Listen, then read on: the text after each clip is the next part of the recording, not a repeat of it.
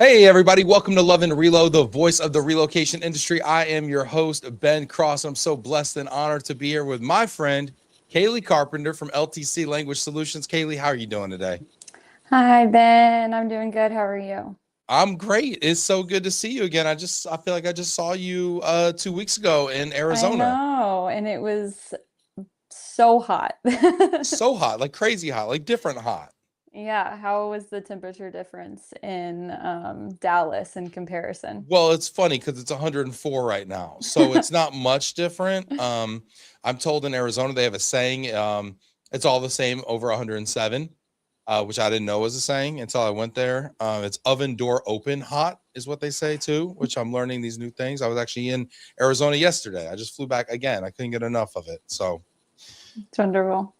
I don't know why I do it. I end up going to Arizona in August and Chicago in January. I'm I don't know. I need to fire my travel agent. I have no idea why I do that.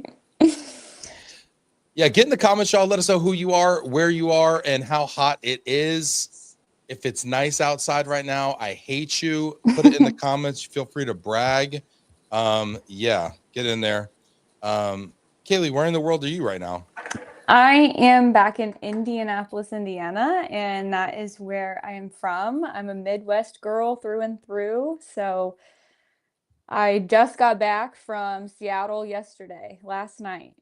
So What were you doing up in Seattle?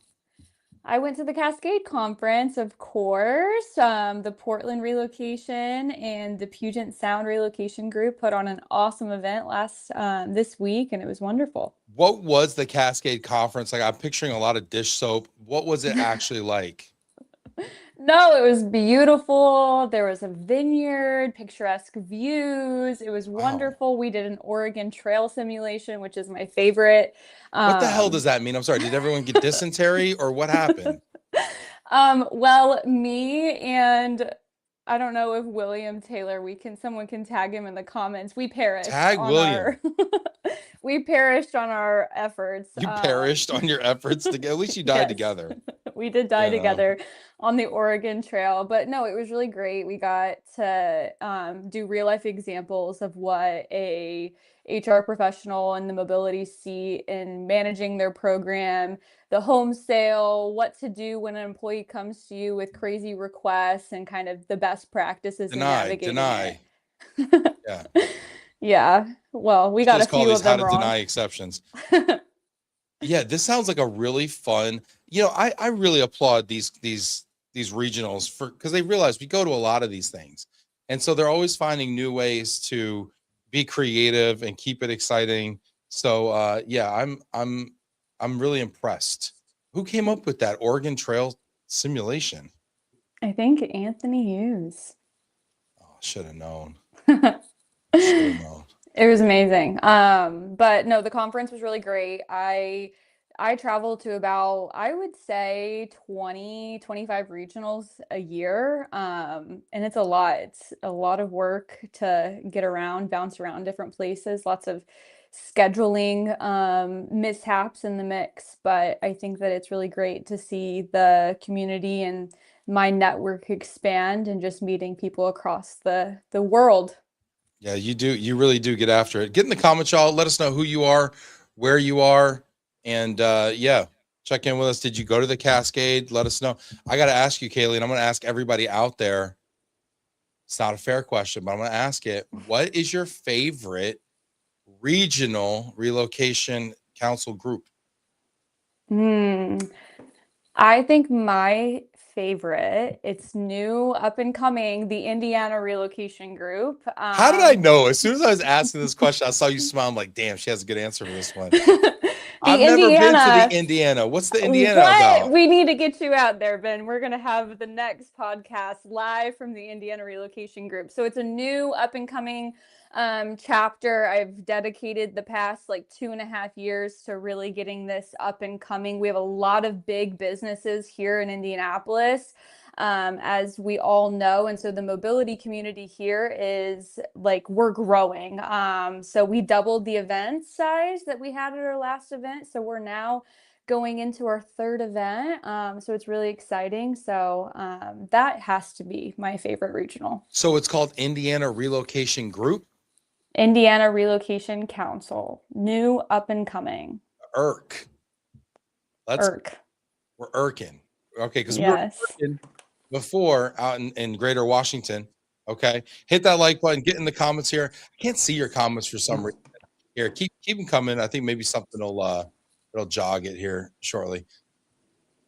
So you woke up one day and we're like, oh, you know what we need? Another relocation council. What was that? What was that thought process like? And how did that start? Yeah, no, great question. So it wasn't so much of a streamlined thing like you're Like, making I'm it tired of sound. being home so much. I got to get No. out more and meet So people. Indiana as a whole, I'm just going to talk in Japanese companies because in Indiana, there are over 250 Japanese companies relocating people and their families to come work at the plants here in Indiana. Wow. And a lot of these programs are in-house and managed, in Japan on the HR side. And so they don't necessarily know the world and the resources available through us. And so I've been really just trying to spread awareness to some of the companies and organizations here in Indianapolis that might not know the resources available, as well as some of the big contenders. I think just creating a sense of community so that way we're not having to always travel to Chicago or Ohio or St. Louis close by. We will still go to you, but I think just having something in our backyard. No, I love that. And shout out to everybody watching right now. Get in the comments, y'all. Let us know who you are, where you are. 250 Japanese owned, just Japanese companies. Yep, just Relocating Japanese company. Yep. to Indiana. That is incredible. Why so many Japanese companies and why Indiana? Indiana we have a lot of land and the capacity to be able to build the, infrastructure for different manufacturing plants. I mean, Lilly just did a $10 billion investment. Meta just did a $10 billion investment in Indiana. Nippon Steel up in Gary, Indiana just got awarded that contract. And so Shout they're out to building. Gary. They're having a tough time up there. Yeah. So they have Nippon Steel is their American headquarters or North American headquarters are in Gary, Indiana. Wow. So interesting. Get in the comments, y'all. Martin George saying hola, ni hao. Ni hao, ni zimiang, ma ding. So we're gonna do that now. We're gonna do the whole thing. We can just speak in different languages. Oh my gosh. Yeah, I love having the language people on because it just makes my job so much more difficult. Get in the comments, y'all. Let us know who you are, where you are. I just tagged William and said, I heard you died with Kaylee Carpenter. Tell us more. What's up, Daisy? I see you out there. She says, it's glad to hear from you. Marissa Hoskins, Ben, this is such an interesting way to look at mobility, especially the idea of supporting the whole family rather than just completing the move. Oh, wow. Pets sit on a parallel track that can be surprisingly time sensitive with veterinary certification, destination requirements, and routing all needing to line up with the broader relocation timeline. And those pieces are considered early alongside language, culture, housing, and immigration. The move feels much more connected from the family side, rather. Yeah, this is really interesting. And now, do you just work with companies from a relocation perspective, or do you also provide language services and cultural services to companies, maybe like generally? Yeah, absolutely. So I think that we at LTC, the global mobility function in an organization is just one piece of the support that we provide. So we work with organizations through the entire employee's life cycle. So that can be from an organization, a manufacturing plant. Let's say we were just talking about Japanese companies, right? So these companies here, they're frontline workers as they're getting onboarded into their new role. They might not have the proficiency to be able to understand the benefits packets that are being talked to about, the employee handbook, the safety manuals.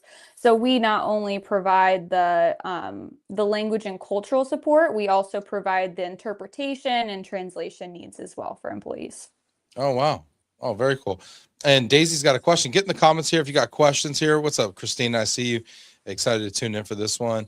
Daisy says, how many languages do you speak, Kaylee?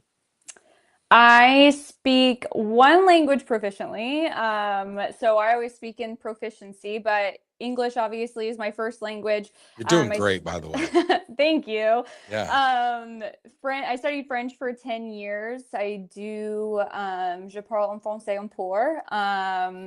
And I'm currently studying Chinese. So I am slowly but surely conquering the world here. How do you know, like, when you've got it? Like, what is the, it's like, when can you be like, I speak this language, I speak Chinese? At what point is that?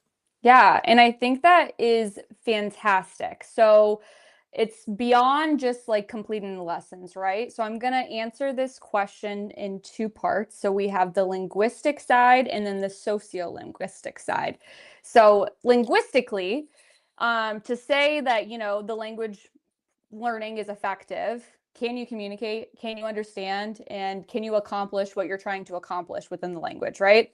But sociolinguistically, is, are you building relationships? Are you participating in your community? Do you feel comfortable joining conversations with people? Are you avoiding certain things? So I think success isn't just measured by the number of hours you're completing or the lessons themselves. It's a matter of like how you're applying what you learn. How do you measure that though? Like, how comfortable are you joining conversations in another language? Well, I think it comes with just like practice and comfortability and the participation. And I think that what we in America, in a US centric mindset, we have the background knowledge of language learning based off of our high school and college education, right? And so it's a lot of memorization. You're looking and conjugating the verbs. Whereas if we look at people from like Asia or Europe, learning languages to them is just second nature. It's about just getting involved. It's not about, being right or wrong. It's just doing it and feeling comfortable in participation. Interesting. And so what level is proficiency? Like, what is that? Like when you're, yeah, like minimal proficiency to like go into a country and be able to carry on conversations and participate in society. Yeah, that's a great question. Thank So, you. I do this. This is my thing. um, So depending on like what scale you're looking at LTC, we look at the actful scale. So it's and I'm gonna butcher this. I always do. Martin's probably like, what are you doing? But the um, American College of Teachers of Foreign Language, and I think I got it American right. College of Teachers of Foreign Language. Okay. Yes, and so it's a 10-point scale. So, 10 being like you are the elite, proficient, etc.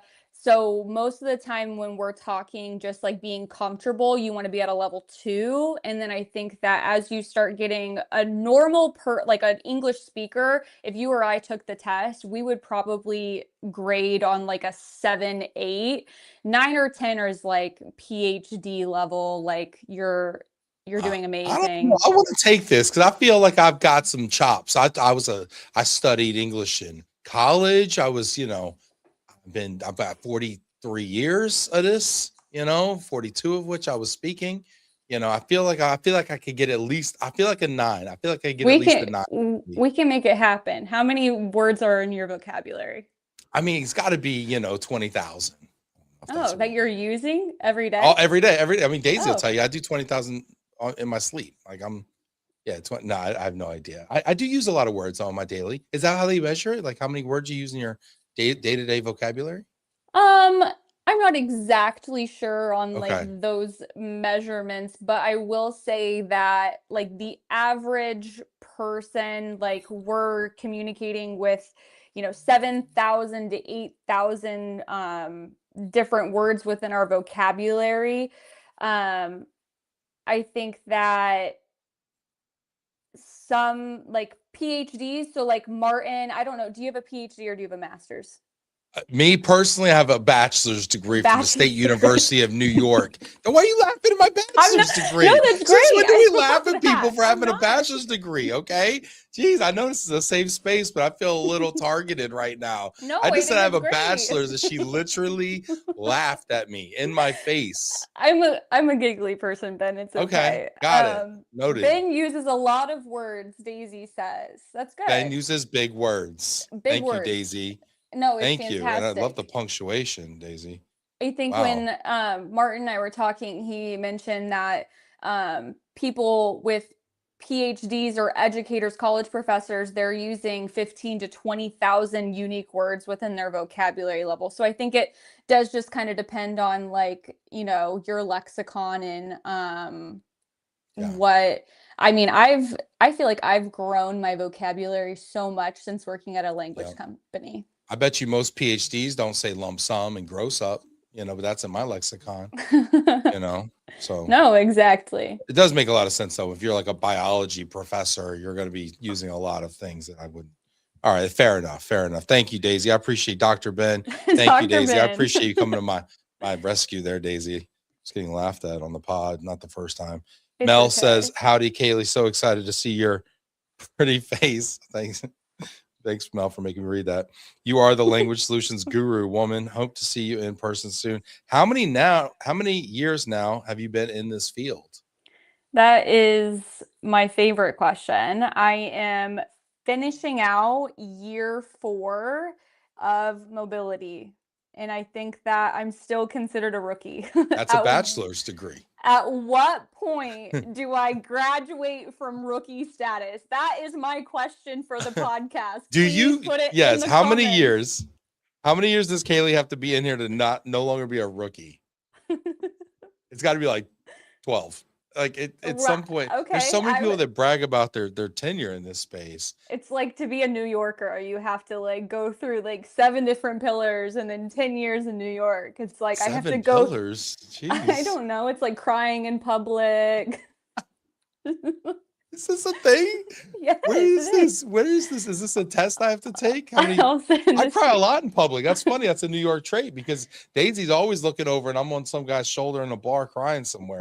So that's see, Daisy, it's normal, Daisy. No, Anyway. I do think it is a thing. I'll send you the link to it. But maybe there's like a rite of passage that you have to like different things you have to experience in the mobility world before you can graduate. Get in the comments, y'all. I really want to know, what do you have to have done to no longer be a rookie? Or is it years of service? Put it in the comments, y'all. Please participate in this informal poll. I really need to hear this. While you get in there, I see you, Christina, Martin, Dennis Medina. I see you out there. Mel, get in the comments, y'all. I really want to know the answer to this. While you get in there and give us your answers, Christina says, yes, I'm linguistically a Spanish speaker. I would say socially. I'm not there yet. Are you meeting people, Christina? Out, you were in Mexico a long time. Let me know if you feel comfortable. Like, have you met people who are native, and not just expats? Because I know a lot of expats go to countries and they form these expat communities, and then their kids go to these American schools or whatever English speaking schools, and they stay in this bubble. And some people argue that they're not actually getting the full expat experience. What are your thoughts? I think that there's twofold to that, because I think that you have to meet employees where they are. And I think that if that's, the comfortable bubble that helps them be successful, it's wonderful. I do think that, as I am a little biased to this, because not only do I work for a language and cultural company, I also feel that I am very like curious and want to immerse myself in different cultures when I travel places. So I think that you do get a different sense of the place that you're living. You're able to relate a little bit more. You're able to take those experiences into your job, whether you are the expat yourself or the family, the trailing spouse. Yeah. Get in the comments, y'all. I'm still not seeing enough responses on how many years you have to be in this industry to not be a rookie anymore, to be what I might call a veteran. Martin said 10. Yeah, but Martin, like yeah, I don't know. We need more data points, He's okay? 30 years Respectfully. in. Respectfully, Martin, respectfully. Dennis Medina says trilingual here, Swedish, Spanish, and some broken English. I love to see people challenging themselves with new languages. Swedish, Dennis. What's that about? Where'd you learn this? Where'd you learn the Swedish, dude? Really curious about that. Heather Jameson saying, hello, my friends. Love seeing Kaylee on your show, Ben. She is good people. Kaylee, are you going to the upcoming Great Lakes Relocation Conference? I sure am. Are you, Ben? I sure am. I'm going to be there. Thanks to Heather, too, by the way. We're going to, not only am I going to be there, I'm actually going to be doing a show live from Great Oh, Lakes. So we're so going to have fun. opportunities for folks to come stop by, sponsors, corporates, etc. Heather, I got to ask you, how many years do you got to be in this business to be considered no longer a rookie, but maybe a veteran? Really curious. Get in there. Heather says 5 to 7 years, depending on role. Oh, okay. That's a good one too, because you could be in this business for 10 years. And if you don't get out, you know, or you only see like one element of it, people say, how long, Ben, were you in this business? And to be honest with you, like I worked for like Pods for like 5 years, like, but I was inside. And so I didn't really feel like I was in this business until I started going to conferences and like meeting people and started pursuing like a CRP and things like that, that I really felt like I was in this industry per se. Yeah. And were you only like primarily in moving, or did you bounce around to different verticals? I mean, I was in moving. I mean, it was always like we had one product and service. Like it's just a container. Like there's only so much you could do with it, right? But we had different verticals who purchased that service, kind of like what you do, right? You could sell to mobility, or you could sell to translation services to a company, you know, whatever. I worked on government sales, working with GSA contracts and stuff like that. I worked on military partnerships. I even had corporate account. I was a corporate account manager as well, but it was very theoretical because I was like, okay, here's a spreadsheet of our accounts. Here's their names, their emails. Are they happy or not? That was my job. But it wasn't until I went out and I showed up at ERC that I was like, oh, this is it. Yeah. Yeah. But until I started hugging people that I was really like, oh, I get what this is about. Yeah, absolutely. Going to your first ERC, I think, is a shock in and of itself. There's a lot going on there. Mel says, I see no rookie there. See an advanced mobility woman there. Thanks. My personal hype woman is Yeah, Mel. Mel is good like that. She is. Christina says, I think the years of service is 7. In order to kick the rookie status, you have to have a good mobility failure story. All right, Kaylee, let's see if you're a rookie or not. Do you have a good mobility failure story? I don't know. I need to fail more. Well, that's what this show's about. This is it today. This is it.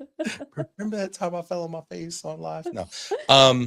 No, I think I have some good ones. I have ones where I sent like a spreadsheet of like all this like proprietary data accidentally to my client. Yeah. I think that oh crap moments. Mine has to be a human moment where I, misdo a template or something in an email and I send the wrong email to the wrong person. But I wouldn't say that that's a human moment. If that's my biggest failure. I did one of those at ARA. I called Madison Morgan. I'm like, hey, Morgan. She's like, it's Madison. I'm like, yeah, I've known you for 12 years. I'm sorry. What? Yeah, got it. Heard.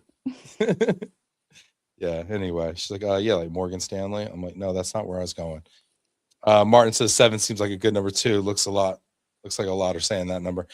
Daisy, at what point in the relocation process should language training start? Does timing really make a difference in the outcome? Yeah, I do think it does. I think as early as possible. I think once you know that, there is an assignment, they've signed the intent to do so, I think that's when the preparation can begin. You don't have to wait until you're in the host country to start understanding how people communicate, the workplace expectations, and just the everyday cultural norms of the new location.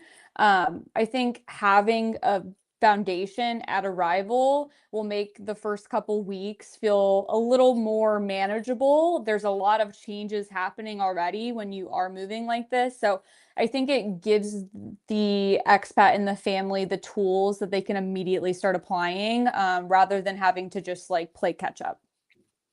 So as early in the process, but like specifically, you know, at what point they've received orders to move or they've accepted the job? Like, you know, is it too soon where you forget what you've learned, or how many, you know, weeks and months of training? Like, you know, what's best practice, would you say? Well, I think that you definitely want to do it like as soon as possible. And when I say that, I mean not just starting classes and finishing your classes, but just having it being a continuous thing. You have to use it, otherwise you're going to lose it. And that's Right. like a huge thing that, we all know.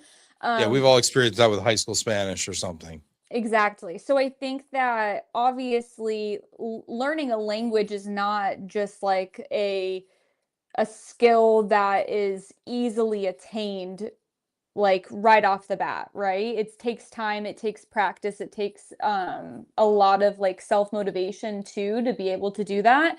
And then having the outlets. So I think that is the best practice, I would say, is when you do know, just get in contact with someone to start these classes, cultural training classes, but don't just stop them. I think that according to that Actville scale that I talked about, it's 30 hours in class and 30 hours outside of class dedicated to language learning in order to move up one level on the scale.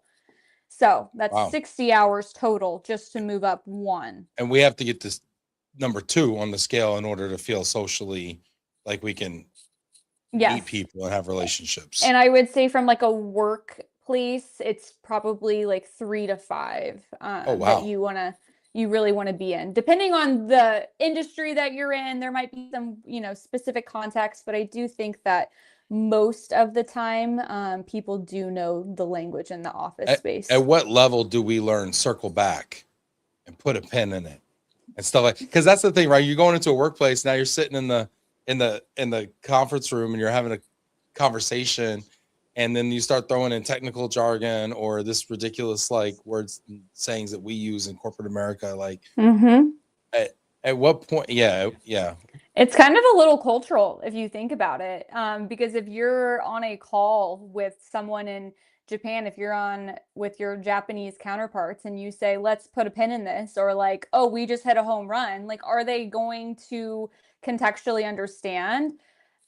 They might, but I do think it is a little cultural, some of the Yeah. nuances and the jargon that we use in our Yeah, like language. that's a slam dunk. They might get home run. They're big in the baseball over there in They are. Japan, but the slam dunk one might be tough.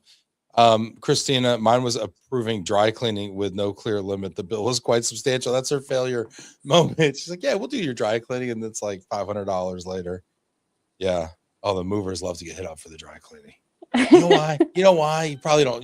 Because I trust me. I've got the dry cleaning bills on this one. But you ship these wardrobes where all the suits and all the like the expensive stuff is hanging, and then the bar that it hangs on in the box comes loose and it falls down, and now everything's rumpled at the bottom, and it's been like that through hot, steamy weather for like a week. And it comes down like, I have to go to work on Monday. I can't show up like this. And you're like, and then they want you to dry clean everything for you. This is great. Get in the comments, y'all. If you got questions for Kaylee, we're going to be talking about Gen Z stuff too. But first, I want to do a quick top 5 with you because you've been to some cool places. I want to Yeah. do a top 5 with you. Okay, we're going to do a quick segment here in the middle of the show called a top 5 destinations. Top 5. Now, are these all places you've been to? Yeah, This they is are. impressive. Okay. Top 5 destinations. How about number 5? Sintra, Portugal. Amazing, beautiful, very bright, vibrant, culturally historic place. It's about 20-30 minutes outside of Lisbon. Um, Is this coastal or no? n no, Okay. but like 10 minutes from the coast. Portugal's pretty small. Yeah. It's Okay. beautiful. What was it about Centra or yeah, is it I Centra? think Portugal in general, I think was probably one of my favorite destinations in the sense that it there is a lot of people moving there from other countries. So I feel like it kind of does have that melting pot sense. And so you get these cool fusion restaurants, and I had a lot of great food when I was there. I'm a huge foodie. If anyone knows me, I love food. Um, Same. and so I think that it does get notably high points because of the Okay. food. All right. All right. Number five, Central. You know, that's one I've not even heard of that place. Oh, you have to So go. I got to check it out. All right. I got to check it out. Okay. I'm going to ask you as an English only person over here, how's like the language barrier? Um, I would say that most people speak English in Portugal across the board, but I think that there's like I said, a lot of people moving in, expats moving in, so there's a lot of different languages being spoken, but Portuguese, phew, obrigada, Okay. obrigado, So obrigada. obrigado. Yeah, it goes place. Okay, number four. Saint Lucia in the Caribbean. This is, I want to know, has anybody been to Saint Lucia? Because it's Get in the comments. amazing. I think some of the most crystal clear blue water I've ever seen, amazing mountain landscape. And who doesn't love to snorkel? I mean, I love snorkeling. I love being outside in general. So I St. think, Lucia for the snorkeling. Food yes. though? I think it's like pretty like Caribbean-esque, so I didn't think of Like some conch fritters or something like that. What are we eating yeah, over there? jerk chicken, Oh, I do lots love of that. good Okay, all stuff. right. Let's go to number three here. Number three, top five destinations. Number three. Marseille. I think that Marseille is absolutely stunning. I think that I mean, wine out the wazoo, loved it. I went to Marseille when I was 18, so it Okay. was like Well, that it was must have been fun it too. was fun, Wine out the you wazoo know? at 18. Where Exactly. you go wrong? You get that experience as a, US native going to Europe when you're 18 is always fun. No, it was wonderful, but then the lavender fields I think is like the most like notorious thing in Marseille, and so I think that going there and just smell the smells and bringing home. I still have my lavender piece that I took home from it. Nice. That sounds beautiful. This one's super interesting to me. I want to go here. Number two. Isle Sky. Yeah, no, I think that this is one that has been coming up on like TikTok and Instagram, and everybody's like, you have to go, and I concur, you have to go. I think it's called Sleeping Giant is one of the hikes there, and just the way that it's straight out of Outlander. So, have you Okay. seen that? No, Oh, it's no. so good. You have to watch Outlander if you're going to go to Scotland. Well, I've been to Scotland and I didn't watch Outlander and they didn't kick me out. But I did buy a lot of scotch when I was there. I think I Okay. was limited to 5 bottles or 6 bottles, maybe five Oh, liters, six really? fifths coming back. Yeah, I definitely explored the limitations there.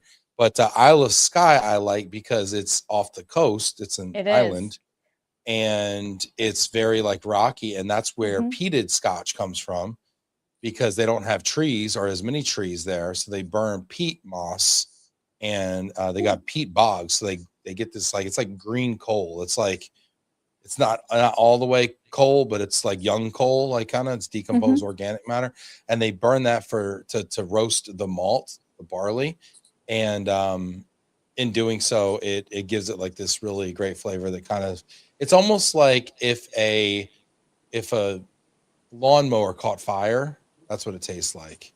Yeah, Oh, it's really okay. special. Yeah, it's nice. I think that sounds wonderful. Yeah, it's acquired taste. All right, how about this? Top five destinations. Number one. Who would have guessed? Kauai, Hawaii. I have such a special place in my heart for the Hawaiian Islands, but I think that Kauai is number one because I just spent 7 weeks there this 7 summer. weeks. 7 weeks in Hawaii. I know it's a dream. It is my dream come true. I, haven't ever lived anywhere outside of Indiana. And so How'd you pull that off? Daisy won't let me go anywhere for a week over here. I have an amazing company and an amazing boss in leadership who let me. I was working, so I was doing half days. So I call it my Okay. quasi sabbatical. Yeah. Or 'Cause I was half still, sabbatical. yeah, exactly. I was connected, but I think it really did showcase me just the contrast of what life could be like outside of So what are you Indiana. doing in Hawaii for 7 Oh, weeks? What is an immersed cultural experience in oh, Hawaii like? Take me through a day in the oh, life. okay. We're waking up. We're Yes. walking along the Princeville Mackay golf course, stunning picturesque views. We're getting an acai bowl. We might be getting some spam musubi, poke bowls. Poke Like balls. I love poke. I ate so much poke bowl, so much spam musubi. It was so good. It's ruined it. It really has. Everything they say about it is true. It does get ruined. I'm sure if you go to Japan, it does get ruined for you. But I went to the beach every single day. I was watching either the sunset at the beach, I was just swimming in the ocean. I went zip Beautiful. lining, I did Wow. hiking, snorkeling, all of the Wow. sorts. Got some It's great pictures from that, I'm sure, huh? Oh, absolutely. Swam with manta rays, plenty of sea turtles, monk seals. Okay. All It right. Well, was sounds wonderful. sounds lovely. I might have to go work for Martin over there. I need a semi-batical over here, Martin. Look it up, brother. This is great. This is really awesome. Thanks for the top 5 there. We got some questions here, comments. Mel says St. Lucia on the bucket list and St. John Virgin Islands. She wants to hear everything. Please tell. St. John's, there is a underwater snorkeling trail. So instead of hiking trails, it's a snorkeling trail. It I was like that. beautiful. It was wonderful. However, I did have all of my jewelry on, and I was probably about 200 yards out from the shoreline, okay? And I'm like snorkeling, having the great best time. I'm like all the way at the bottom of the ocean floor. I look up and out probably like 30 feet, I see a barracuda. I freak out. I'm like, oh my goodness. So I go back up to the surface. I have all my hands out of the water. I'm like floating on my back because at this time, I was wearing like rings on every single one of my fingers. I had my earrings in. Why And is that important, the jewelry? because barracudas are attracted to the reflection, and so they think it's Oh, like the fish gills. Yeah, oh, so so this is like when we do like put a spinner lure on a fish thing, and it's like a spoon lure, and it's like uh-huh. supposed to flash and stuff. So you're in there just flashing, it's blinging out and shiny and everything. My heart rate had to have been 180 beats per minute. Truly, my heart was like, that was really scary, but it was fine. And barracuda Did they take attacks, a little nip? Did they like come see what no, it was? barracuda attacks are very rare, but it's just that like, what if, like, what if it's me? You're just a swimming spoon lure over there. That's funny. I didn't even think about that. Yes, but Mel, if you do go, you should check that out in St. John. Wonderful. That's so great. That's so funny. I got to ask you, Kaylee. So Hmm. you're a Gen Z, is that right? That is correct. I saw you do a phenomenal, I guess I'll call it a panel for lack of a better word, but panel doesn't really do it justice. It was almost like a game show where there Hmm. were 4 generations, I think, represented at ARA from all different generations. That was dumb. But yeah, and you would write down on like a little dry erase board how you felt about different topics. And I Hmm. just thought that was one of the coolest ideas with engagement and everything. Some of the things were super similar. Some of the things were very different. But what was it like for you to participate in that panel discussion? I think it was great. I love being a Gen Z in this industry. I think I bring positive energy and, life and just, different perspective. The things we don't have: positive energy, life, different perspectives.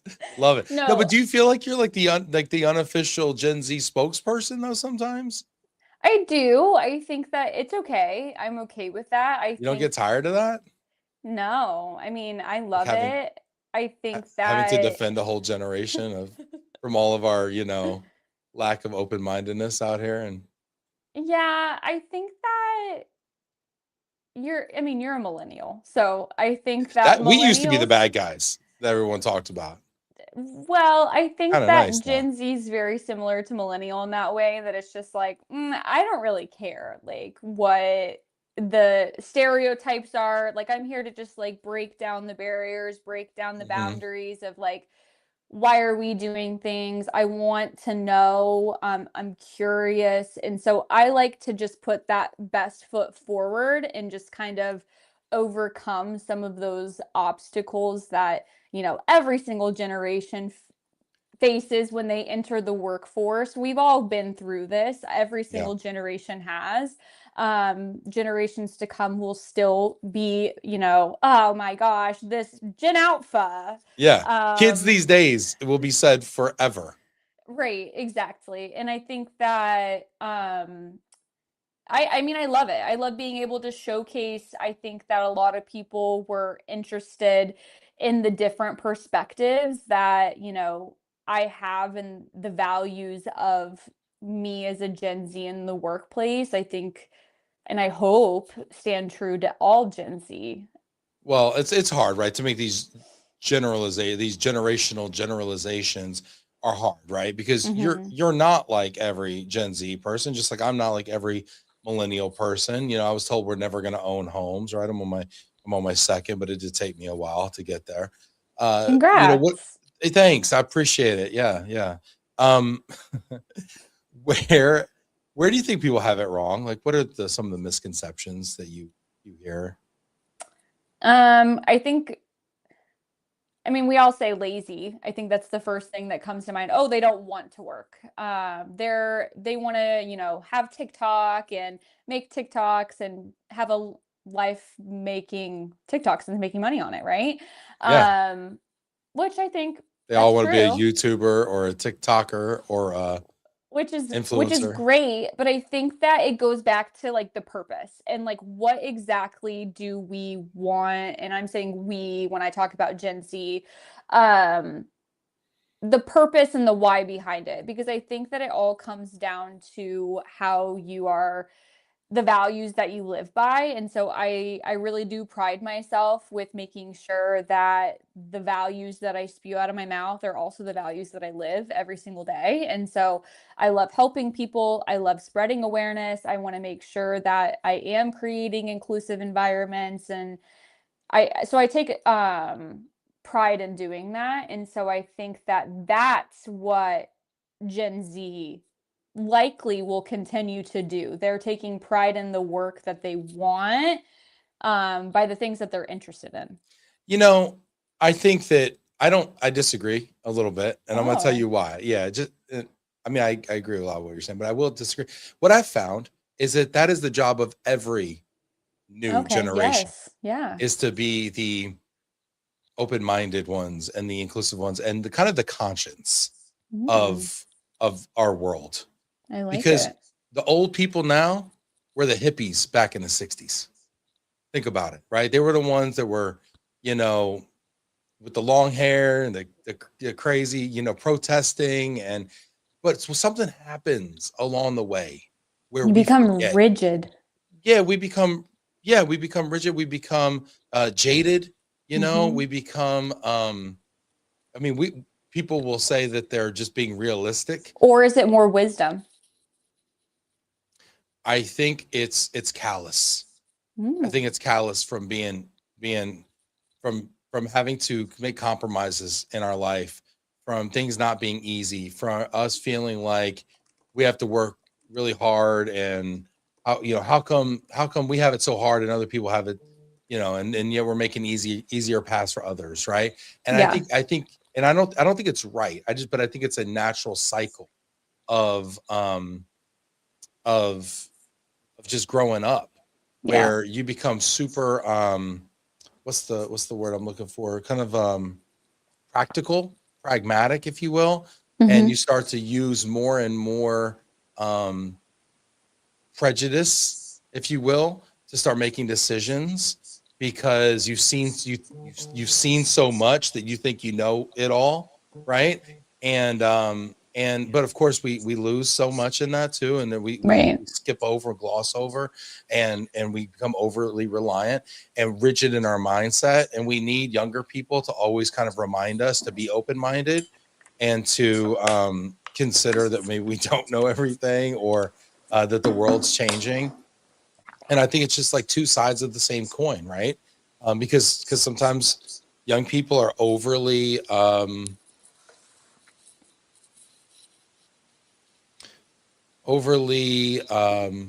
don't know what the word is. What's the word, Ben? I'm I like know this is waiting one of for the it. 20,000 words I used to use. I'm getting old. I'm losing some of that. But where you just believe in everything, and you just kind of like overly just You're optimistic? sure, maybe yeah, maybe overly optimistic, or yeah, you get what I'm saying though, I think. And but no, but I just think there's balance in that, and I think Hmm. that's why we have to always stay open and keep the dialogue open, and not like just like people are like, oh, boomers, and people are like, oh, Gen Z, and like neither one is correct. Right? There's Right. so much to learn from both sides of it, and I love these conversations when people come together like they had in that panel discussion. And I was so impressed and surprised that, like, when you guys would write your answers on the boards and put them up, like there was a lot of commonalities between all the generations too. Yeah, I think that especially, I mean, we were talking mainly in the workplace, and so I think that that just showcases that we're not all that much different anyway. I think that there are obviously gaps. I think there's a knowledge gap on my end, for being only, I'm not gonna say how old I am, but for being the age that I am, there is, the knowledge and wisdom gap. But then I think that to some people on the latter end of the spectrum, maybe there's a technology gap. Mm, yeah. Yeah, really interesting though. And I remember, when I came into this industry and started to show up at conferences, there was a group of us. There was like three of us. They were always getting tapped to be on these panels to represent the Gen Z perspective. And I used to get a little, after a while, I got a little offended. I got a little defensive. Because a lot of times it was older people telling us that we're not getting it right, or we're missing something, or whatever. And let's be honest, it was a bunch of movers that were mad that we weren't buying houses. Okay, that's really what it was. Okay, and I got to be the brunt of that. But I think you really represent the Gen Z perspective really well, and I'm glad that you still have the energy, and we haven't worn you out from talking about it. It's only been like 3 times, so maybe ask me in 5 years when I level up from rookie. Yeah, when you level up from rookie. And by the way, like Gen Alpha's got a long way to go to start showing up with Yeah. these things. So you got another 7 years of having to be, explain to us why we're missing the boat on Gen Z. This is great. You know what? Let's play a little game. You want to play a game, Kaylee? I love a game. Let's play some games here. We're gonna play a game we call overrated, underrated. Are you ready? I'm so ready. Are you? Well, we're gonna see. Do you know how to play this game? Of course. I've played it with you Scrumptious. before. All right, listen, okay. Let's just pretend for the purposes of entertainment, okay, that we don't know what we're doing here. Okay. All right, overrated, underrated. That's right, Kaylee. She's a veteran. She's been on the show twice. I think if you've been on the show twice, you are now a veteran of this Thank you. industry. Okay. All right, we're gonna try some different ones though this time. I'm gonna try to trip you up. Okay. I'm gonna give you a topic. I'm gonna ask you if it is either overrated or underrated, and then I will tell you if you are correct. Okay. And I'm not gonna be nice this time. I was too nice last time. Okay. I watched it. I'm just like, no, I give it too much slack. Here we go. First one up. Overrated, underrated, traveling with kids. I'm gonna say underrated. But I will say a caveat here. We're not traveling with 2-year-olds and 3-year-olds. We can travel with newborn babies or like 4 up. Oh, there's a take. Because I was going to give you just a flat incorrect on this one.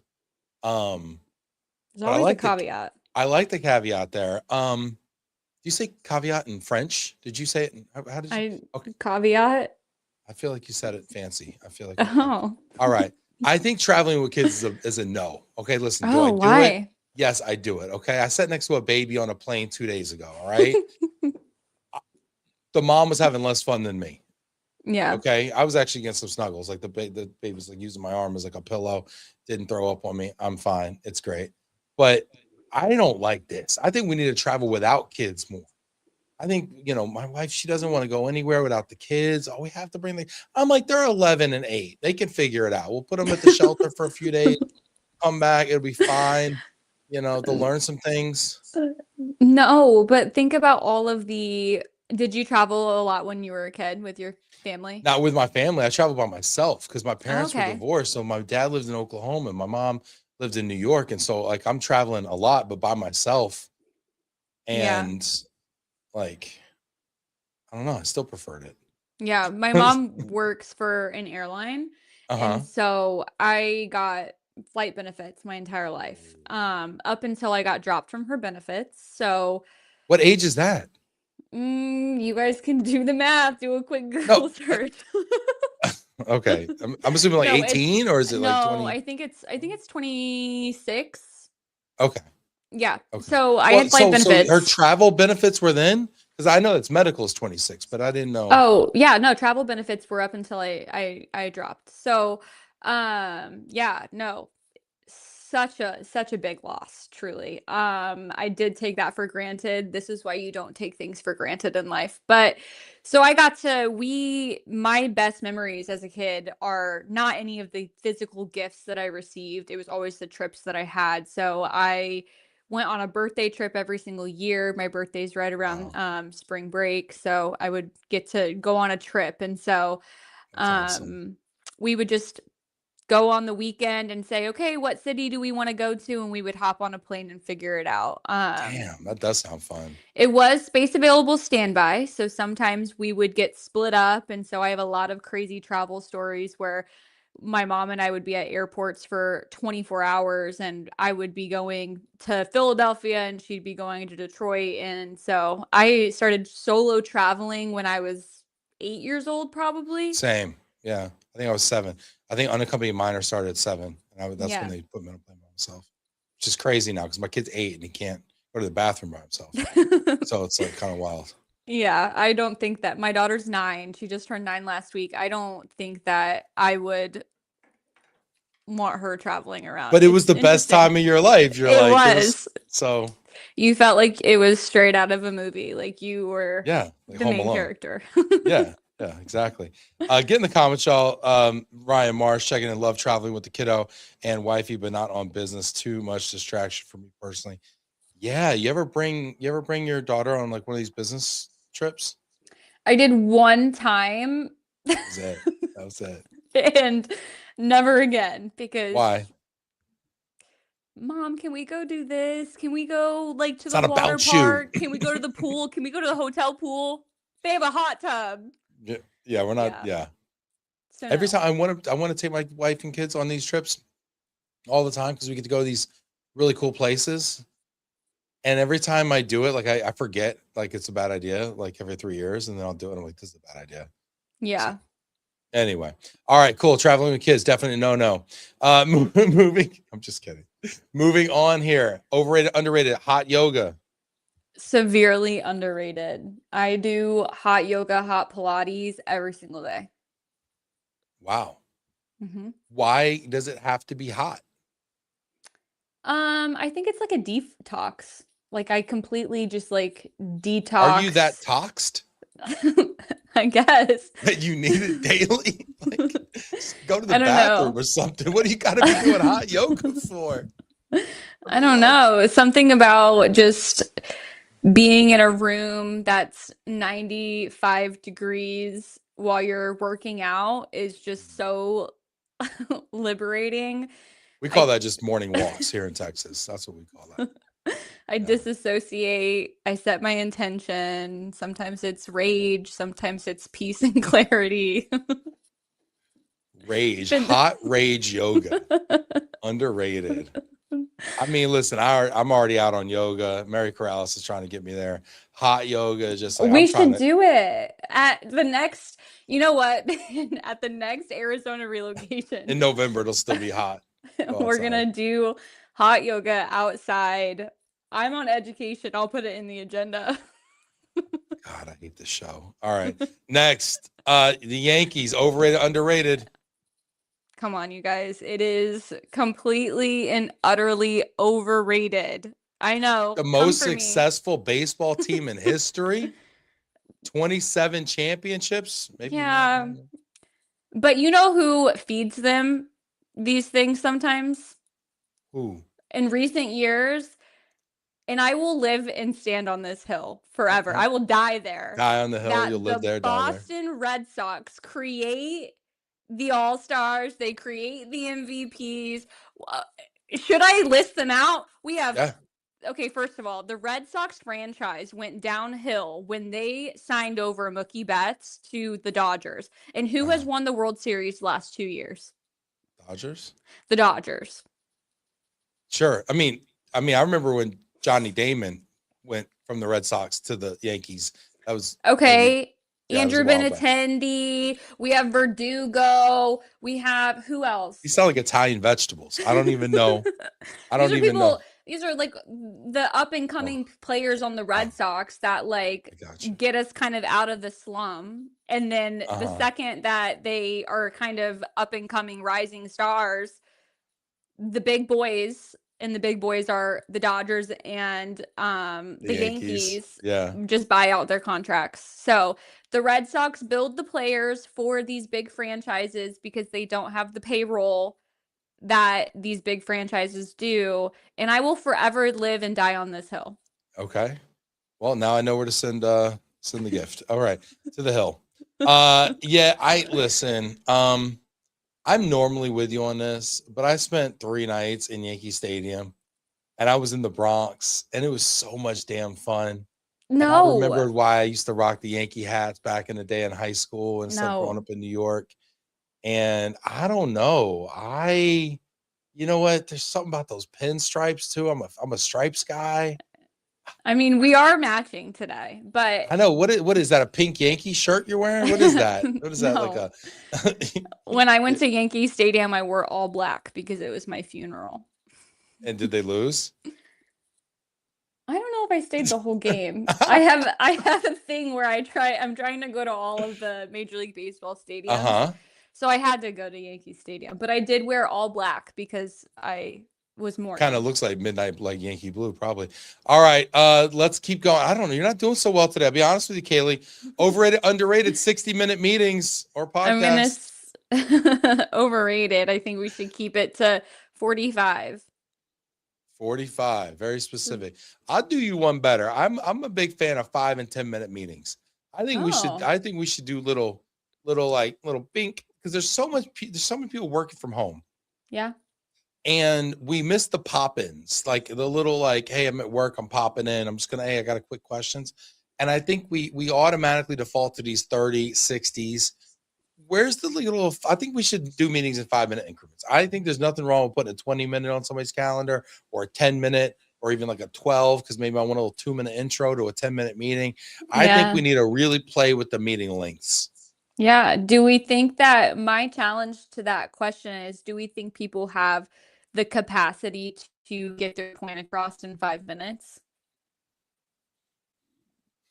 I'm less worried about that, and I'm more worried about losing the rapport building that's way underrated in the beginning of meetings. Okay. I think as a young manager, one of the biggest mistakes I made was forgetting to ask people, hey, how was your weekend? How's your family doing? How's that chronic illness you've been battling? You know, whatever, right? A check-in, just to let them know that I care about them as a human being. I used to totally gloss over it because I didn't have any time for it. And I ended up losing my people. Yeah. And so that's what I'd be more concerned with in a 10-minute meeting. But yeah, I don't know. Yeah, 60-minute meetings. All right, you know what? Even though I do a 60-minute podcast 3 times a week, I'll give this one to you. Overrated. Got it. Next one up. Last one. Overrated, underrated. Gen Z. Underrated. We need more Gen Z and global mobility. Let's It'll bring them happen. in. Hang in Yes. there, buddy. It'll happen. Yeah, you know, I'm gonna give you this one. Yeah, you're right. This one's underrated. I think Gen Z brings a lot to the table.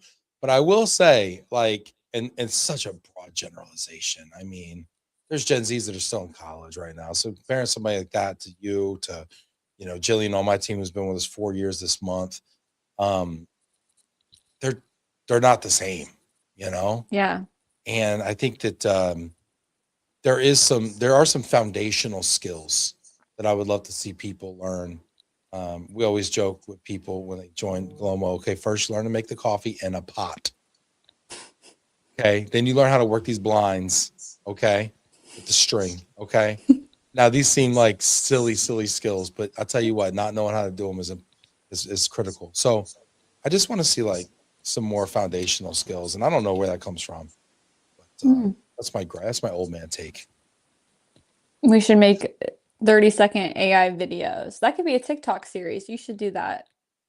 30-second AI videos about how to work a coffee machine with people in an office. Mm-hmm. Okay. All right. Don't microwave the fish, you know, stuff like that. Yes, you cannot microwave the fish. And then eat it in your office or in the common area. Yeah, we just moved offices in Indy, and that was the very first thing I said. I was like, guys, this is a smaller office space, and the kitchen's literally right here. Make sure we have something that says no fish. No salmon leftovers. Yeah, this is awesome, Kaylee. Such a blast. I'm going to ask you before we leave, though. You got any final thought for us? My final thoughts are that I love the global mobility industry. I love everything that, you know, you're doing, Ben, on the podcast, giving people platform and just kind of showing the human element to everybody in this industry, because I think that's really what it all comes down to ultimately. That we are in the people business. I think that we all talk about the next big thing in technology. How is AI going to help us? I think that, yes, it's going to help us, and we're going to find different ways to be more efficient. But I think it's ultimately the human side is just going to keep growing stronger year over year. Love it. Absolutely love it. Thanks everybody for getting in the comments too. Ryan Marsh, I see you. Jillian loves hot yoga. Never heard of you doing hot yoga, Jill. When are you doing the hot yoga?